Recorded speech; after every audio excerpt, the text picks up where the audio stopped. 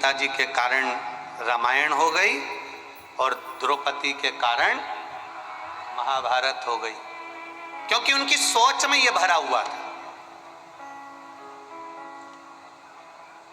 आज तक ऐसा व्यक्ति नहीं मिला इस पूरे संसार में जिसने एक बार यह कहा हो कि नारी के अपमान के कारण रामायण और महाभारत हो गई। जो मिला एक ही बात कहता मिला, सीता जी के कारण रामायण हो गई, द्रौपदी के कारण महाभारत हो गई। एक कहने वाला ऐसा नहीं मिला कि नारी के अपमान के कारण रामायण हुई है और नारी के अपमान के कारण महाभारत हुई है।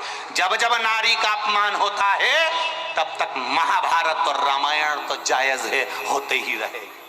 नारी का जहां सम्मान चालू हो जाता है, आदर चालू हो जाता है, सत्कार चालू हो जाता है, वहां कभी ना रामायण होती है ना कभी महाभारत होती है। दुनिया के लोगों ने केवल नारी को दोष दिया कि सीता जी के कारण रामायण हो गई, द्रौपदी के कारण महाभारत हो गई। कभी विचार करा किसी एक व्यक्ति ने? उंगली उठाने वाले तो कह देते कि नारी के कारण ये, नारी के कारण रामायण हुई, नारी के कारण मालूम पड़े महाभारत हो गई। कभी सोचो कि रामायण होने का कारण केवल इतना सा था कि नारी का अपमान हुआ था, महाभारत होने का कारण केवल इतना था कि नारी का अपमान हुआ था। नारी के अपमान के कारण रामायण हुई और नारी के अपमान के कारण महाभारत हुई। ना रामायण होती ना महाभारत होती। रावण ने नारी का सम्मान नहीं करा, कौरवों ने नारी का आदर नहीं करा।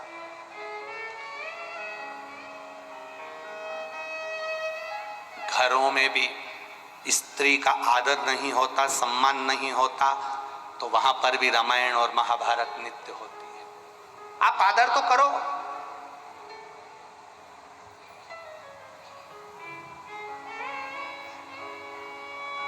किसी ने लिखा अपनी भाषा में व्हाट्सएप मैसेज पर कि गुरुजी की कथा सुनने के लिए, सियोरवाला महाराज की कथा श्रवण करने के लिए पुरुष से ज्यादा महिला कथा में जाती हैं। हम भी कहते हैं पुरुष से ज्यादा महिला कथा में जाती है, बिल्कुल जरूरी है, क्योंकि पिता का काम बच्चों के लिए कमाना है। पिता का काम बच्चों को अच्छी एजुकेशन के लिए शिक्षा देना है। पिता का काम बच्चों की दवाई लाकर देना है। पिता का काम बच्चों को कपड़े पहनाना है। और सबसे ज्यादा जरूरी काम जो पिता का नहीं है वो माता का है कि बच्चों को अच्छा संस्कार देना है। पिता से ज्यादा जरूरी है माता का पद, क्योंकि माँ बच्चों को संस्कार देती है, माँ बच्चों को रहने का तरीका सिखाती है, माँ बच्चों के हाथ में एक लोटा जल पकड़ाकर मंदिर तक भेजती है, माँ बच्चों को रहने का तरीका सिखाती है, माँ बच्चों को भोजन का तरीका सिखाती है, माँ बच्चों को संघर्ष करना सिखाती है। वो माँ के सिवा कोई नहीं सिखा सकता। इसलिए शिव महापुराण में ज्यादातर माताएं आती हैं, क्योंकि ये माताएं जो सीख कर जाती हैं वो अपनी औलादों को देना प्रारंभ करती हैं। हम सुधरेंगे, जम के बोलो जरा, युग सुधरेगा। हम बदलेंगे, युग बदल। अपने आप को बदलने की हमको जरूरत है। आज माता सीता जी की नवमी है, आज माता सीता जी का जन्मोत्सव है। संपूर्ण भारतवासियों को, संपूर्ण देशवासियों को, संपूर्ण विदेशवासियों को, सबको माँ जानकी के जन्मोत्सव की बधाई हो। पर माता सीता की जन्म दिन के अवसर पर एक एक व्यक्ति सीख कर जाना, माता सीता से एक सीख लेकर जाना कि दुनिया के लोगों को कभी अपनी अच्छाई का प्रूफ मत देना।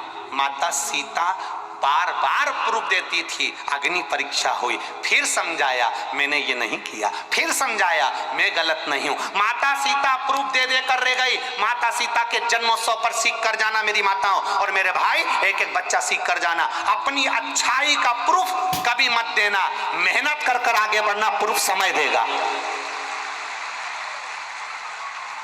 आप कितने अच्छे हो आपका प्रूफ समय देगा, घड़ी देगी, पल देगा, और आपकी मेहनत, आपका कर्म और आपकी लगन देगी। कोई आपसे कहे आप ऐसे हो, दुनिया के लोग आपको ऐसा कहते हैं, दुनिया के लोग वैसा कहते हैं, कोई जवाब मत दो। समय आएगा, प्रूफ दिया जाएगा। मां जानकी बार बार परीक्षा दी है, बार बार प्रूफ दी है, कभी अग्नि परीक्षा, कभी यह परीक्षा, कभी वो परीक्षा। माता जानकी जब गुरु बाबा के चरणों में जाकर पहुंच गई तो गुरु जी से जाकर जब निवेदन करा कि अब मैं परीक्षा देने के लायक नहीं बची, भगवान गुरु जी ने भी कह दिया अब जानकी जी तुम्हें परीक्षा देने की जरूरत नहीं है, अपने आप को सही साबित करने की जरूरत नहीं है, प्रूफ देने की जरूरत नहीं है, अब समय प्रूफ देगा।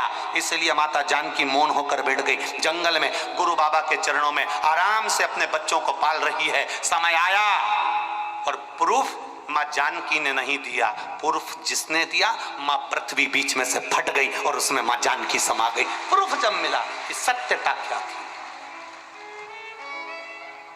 आप में कई लोग ऐसे बैठे हैं जो रोज प्रूफ देते हैं, मैंने उससे बात करी नहीं, मैंने तो ऐसा करा ही नहीं, तुम मेरे पर विश्वास करो, मैंने ऐसा करी।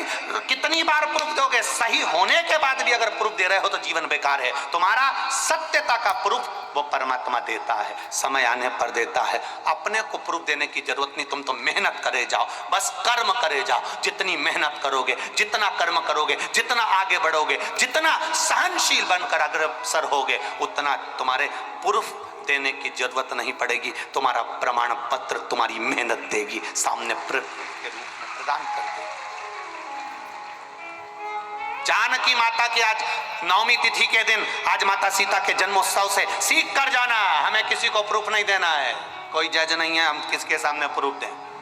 हमें किसी को प्रूफ नहीं देना है कि हम कितने अच्छे हैं, हम क्या कर रहे हैं, हम क्या हैं। किसी को प्रूफ मत दो, समय देगा। अंत समय